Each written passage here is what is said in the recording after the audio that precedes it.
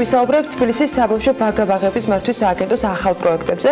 ხოთაშორის ამ პროექტებიდან ერთ-ერთი გამორჩეული მინდა რომ ვიდრე სტუმართან საუბარს დავიწყებთ, მაყურებელს უთხრა ამ პროექტის მიზანიარის ბაგა-ბაღებში მოძველებული და ხელოვნური მასალისგან დამზადებული სათამაშო ინვენტარის ჩანაცვლება ეკოლოგიურად სუფთა მასალისგან დამზადებული სათამაშოებით.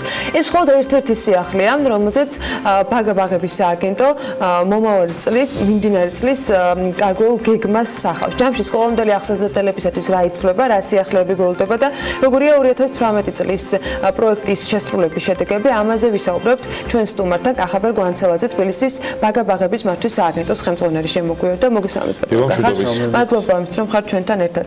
ანგარიში რომელიც მერის ვებგვერდზე ვნახეთ 2018 წლის ძალიან ბევრი ბაგა-ბაღის მშენებლობა სარეაბილიტაციო სამუშაოებს ეხება უკვე დასრულებულს და ამავე დროს გეგმაზეც უხვად არის საუბარი წარმოდგენილი. მინდა დავიწყოთ საუბრით ჯამური ბიუჯეტით და ამ ბიუჯეტის გადანაწილების გარკვეული პარამეტრებით, როგორი არის 2019 წლის გეგმა სააგენტოსათვის, პრიორიტეტები როგორი იქნება და რაზე აკეთებთ წელს აქცენტს. პირველ რიგში მინდა გითხრათ, რომ წელს გვაქვს ჩვენ რეკორდულად მაღალი ბიუჯეტი, 157 მილიონი არის ჩვენი ბიუჯეტი, მათ შორის 50 მილიონი არის კაპიტალური ხარჯები. რაც გულისხმობს იმას, რომ სწორედ 50 მილიონი მოხმარდება ჩვენი ბაგა-ბაღების განვითარებას. ამ შემთხვევაში შეიძლება გამოვყოთ ბავშვთა უსაფრთხოება, რომელიც ჩვენი პრიორიტეტი გახლავთ და ეს არის მულტისექტორული თემა.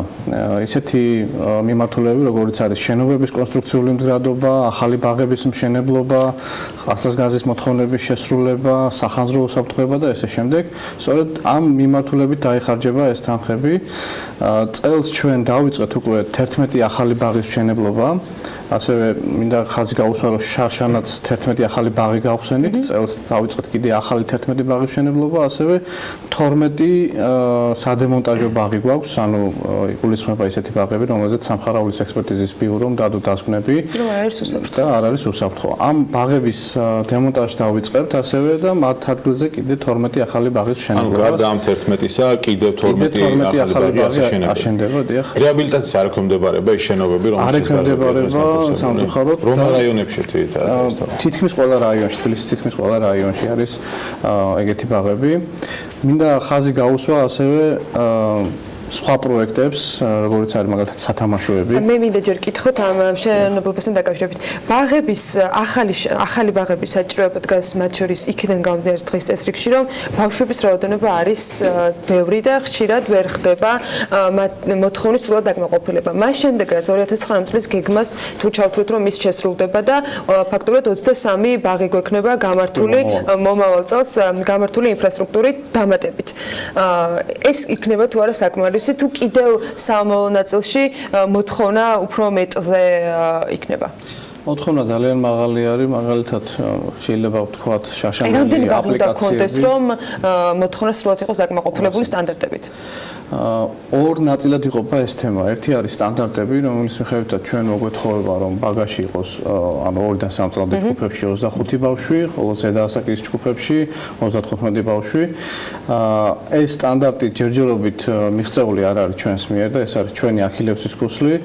თუმცა მეორე მხრივ ჯერ კიდევ რჩებიან ბავშვები ჩვენი საჯარო სერვისების გარეთ, იგულისხმება აპლიკაციები, რომელიც ვერ დავაკმაყოფილეთ, ეს არის 2000-მდე აპლიკაცია და სწორედ ეს ორი თემა არის ჩვენთვის ამ მიმართულებით პრიორიტეტი, რომ გავმტვირთოთ ჯგუფები და მივიდეთ სტანდარტამდე და ასევე არ დაგვჩვეს ბავშვები ამ ჩვენი საჯარო სერვისების მიღების გარეშე. შესაბამისად, ახალი მშენებლობები, ახალი ბაღების მშენებლობები არის სწორედ გამოსავალი და გადაწყვეტა აი ამ პრობლემის და ზრდადი გვაქვს ეს დინამიკა ყოველწლიურად, როგორც მოგახსენეთ, ჩვენ ახალ ბაღებს ვაშენებთ, ასევე რეაბილიტაციას ვახდენთ ავარიული ბაღების და ეს გვაძლევს საშუალებას, რომ ეს პრობლემები მოვაგვაროთ. ანუ ეს ერთწლიანი არ არის, ანუ წელს არ დასრულდება, თქოთ ეს პროცესი. ხუთი ბაღი ის კარგია, თქოთ რომ შევხედოთ სხვა მხრიდან ამ პროცესს, ხო, ანუ ბევრი ბავშვია, ესე იგი და კარგია დემოგრაფიულ თვალსაზრისით, რომ მოთხოვნა არის ამ ბაღებზე მეტი, მაგრამ მეორე მხრივ 2000 ბავშვებს ვაუბრობთ, რომლებიც ვერ შევიდნენ საჯარო ბაგა-ბაღებში, მათთვის არის ძალიან პრობლემური. მათი მშობლებისთვის არის თქვით კერძო ბაღები, მაგრამ ყველას თქვათ არ შეუძლია რომ იქ შესაბამისი ანაზღაურება გადაიხადოს. რა გეგმებია, ასე თქვათ, რეაბილიტაციის მიმართულებით? გეგმავთ თუ არა გარდა დემონტაჟისა არსებული ბაღების რეაბილიტაციას, რომელიც ექვემდებარება ამას 2019-ში? ჩვენ შარშან დავიწყეთ პროექტი სამხარაულოს ექსპერტიზის ბიუროსთან ერთად, რომელიც გულისხმობს შენობების კონსტრუქციული მდგრადობის შემოწმებას.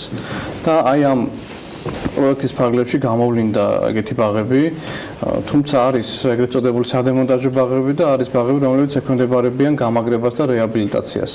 ასეთ ბაღებსაც ჩვენ წელს ასე ვთქვათ დავეხმარებით, ეგეთი 8 ბაღი გვაქვს უკვე ბიუჯეტში ჩასმული, გარდა ამ ახალი ბაღებისა და თავისთავად მოხდება მათი გამაგრება და რეაბილიტაცია. ყოველივე ეს გვაძლევს საშუალებას, რომ ეს პრობლემები გადავჭრათ. და ვფიქრობ, რომ მომავალ წელს აპლიკაციები უკვე აღარ გვექნება ისეთი, რომლის დაკმაყოფილებაც არ მოხერხდება, თუმცა სტანდარტის მიღწევა უკვე მრავალწლიანი თემა არის. ჩვენ ვარაუდობთ, რომ სადღაც უკვე 2023 წელს შესაძლებელი იქნება ამ ტემპებით მივაღწიოთ იმას, რომ ჩვენი ჯგუფები ამ რაოდენობის მიხედვით გამტვირთოთ. ანუ 25 და 35-იანი, ხო? ანუ გვაქვს action plan-ი, რომლის მიხედვითაც სამოქმედო გეგმა, რომლის მიხედვითაც ჩვენ ყოველწლიურად ახალ ბაღებს ვაშენებთ, რეაბილიტაციას ვახდენთ და მიღწევადი არის თავისთავად. კიდევ ბევრი კითხვა შეიძლება დაისვას მათ შორის ინფრასტრუქტურის ნაწილი, მაგრამ ძალიან მოკლედ მინდა მიპასუხოთ, ვიდრე სხვა თემებზე გადავალთ.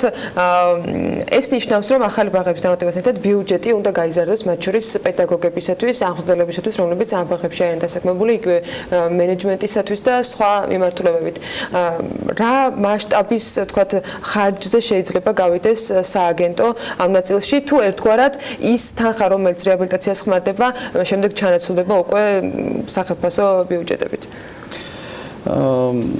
საოპერაციო ხარჯებზე არის საუბარი ამ შემთხვევაში, თავისთავად, როდესაც ახალ ბაღებს ვაშენებთ, საოპერაციო ხარჯებიც იზრდება, მაგრამ მინდა გითხრათ, რომ რეალურად ჩვენ საჯარო სერვისებსაც შეეხება იმოდენა მოთხოვნა არის ბაზარზე, რომ ჩვენ ეს ოპერატიული ხარჯების გაზრდა მიზანშეწონილად მიგვაჩნია. თუმცა თავისთავად მთლიანად სისტემურად თუ მიუდგებით ამ საკითხს, საჭიროებს რეფორმას და ამაზეც მიდის მსჯელობა და განხილვა, თუ რა გზით უნდა წავიდეთ მომავალ წლებში. არსებობს დაშვება, რომ შესაძლოა მინიმალური გადასახადი არსებობდეს? მე ამაზე ვერ ვისაუბრებ, ეს ცენტრალური ხელისუფლების გადაწყვეტილება არის, ჩვენ მასზე ვართ დამოკიდებული, თუ ესეთი გადაწყვეტილება იქნება მიღებული, ჩვენ ავასრულებთ თავისთავად. აუცილებლად უნდა ვიკითხო, მიუხედავად იმისა, რომ დღეს შესაძლოა არ არის ესეთი აქტუალური ეს თემა, მაგრამ ძალიან ვრცელი განხილვის საგანი იყო საკვებით მომარაგების საკითხი საბავშვო ბაგა-ბაღებში.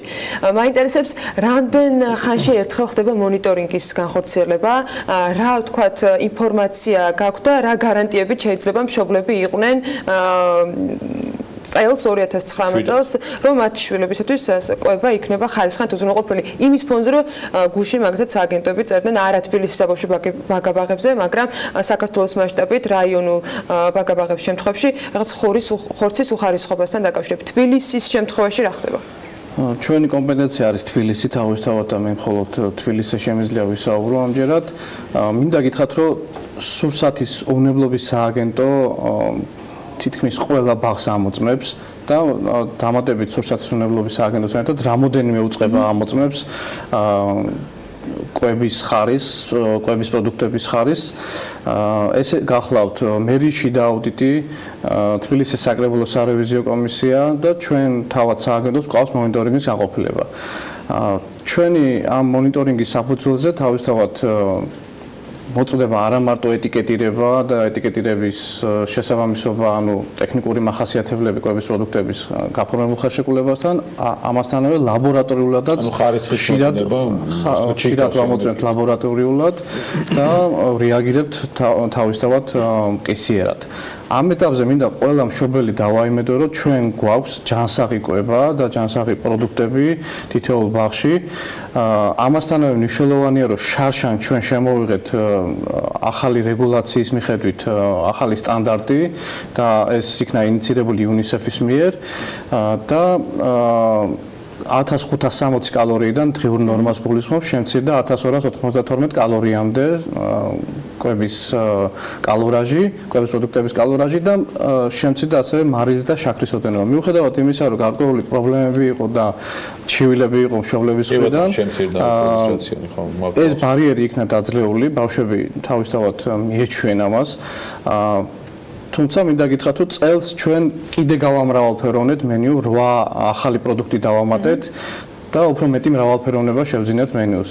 ასე რომ კვებას რაც შეეხება, კიდევ ერთხელ მინდა დავარწმუნოს ყველა, რომ ეს არის ჯანსაღი კვება, რასაც ჩვენ ვაწვდით ამ ეტაპზე ჩვენ აღსაზრდელებს და სრულიად უვნებელი საკვები პროდუქტები. ანუ კონტროლის მექანიზმები, რომელიც გააქვთ, არის საკმარისი ამ ეტაპზე, რომ იყოს ყველაფერი წესრიგში კვების მიმართულებით. კიდევ ერთი თემა მინდა სანამ დავასრულებთ, რომ ვიკითხო, ვერ ვახერხებთ, რომ ყველა მიმართულებით კიდევ უფრო სიღრმეში წავიდეთ, მაგრამ ეს ეხება აღზრდელების და პედაგოგების გადამზადების ნაწილს, შესაბამისი კადრების მომზადების თემას. აქვს თუ არა სააგენტოს რაიმე პროგრამა ან პროექტი, რომელთაც მათ შორის ახლა დაშენებულ ბაღებში პედაგოგები იქნებიან მომზადებულები, ან არსებული თქვათ პედაგოგები იქნებიან გადამზადებულები რაიმე ფორმით და ამ ნაწილში ხარისხის კონტროლი აღზრდელობითი თქვათ სამუშაოების როგორ ხდება? ხარისხის კონტროლს რაც შეეხება, პირველ რიგში მინდა მადლობა გადაუხადო მთელ სტაფს, 10158 თანამშრომელი ყავს და ეს არის დაუფასებელი შრომა, რასაც ისინი ეწევიან ჩვენ ბაღებში და ასევე ხელფასით შეიძლება ითქვას, რომ ამ ეტაპზე არ არის ადეკვატური, თუმცა ჩვენ მუშაობთ იმაზე, რომ განიხილება ეს ყველაფერი, რომ ხელფასებიც გაიზარდოს. კვალიფიკაციას რაც შეეხება ჩვენ გეგმა როგორ გამოიყურება ამ ხელფასების გაზრდის როდისთვის 2019 წლის ამ ეტაპზე დედლაინს ვერ გეტყვით თავისთავად კონკრეტულ თარიღს თუ როდის გაიზრდება ხელფასი, თუმცა განხილვები მიდის ამ კუთხით და დაგეგმილი არის კიდევაც ხელფასების ზრდა. ხარისხს მინდა დაუბრუნდე და გითხრათ, რომ ჩვენ დავიწყეთ განათლების სამინისტროსთან ერთად დიდი რეფორმა. პირველ რიგში გადამზადდა მეთოდისტები, ეგრეთ წოდებული მეთოდისტები, რომლებიც სასწავლო ნაწილის სააღზრდელო პროცესის კოორდინატორები არიან. ერთგვარი TOT არის, ანუ ტრენერთა ტრენინგი ჩატარდა და შესაბამისად ისინი გახდნენ უკვე ამ ხარისხის მაკონტროლებლები, იგულისხმება აღზრდელების და აღზრდელის თანაშემწეების მაკონტროლებლები.